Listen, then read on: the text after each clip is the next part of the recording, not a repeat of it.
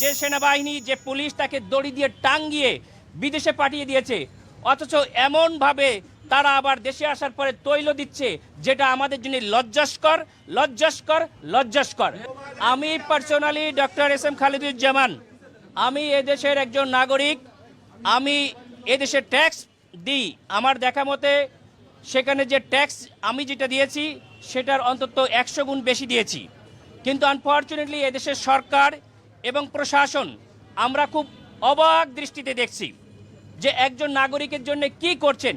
যে সেনাবাহিনী যে পুলিশ তাকে দড়ি দিয়ে টাঙ্গিয়ে বিদেশে পাঠিয়ে দিয়েছে, অথচ এমনভাবে তারা আবার দেশে আসার পরে তৈল দিচ্ছে, যেটা আমাদের জন্য লজ্জাস্কর, লজ্জাস্কর, লজ্জাস্কর।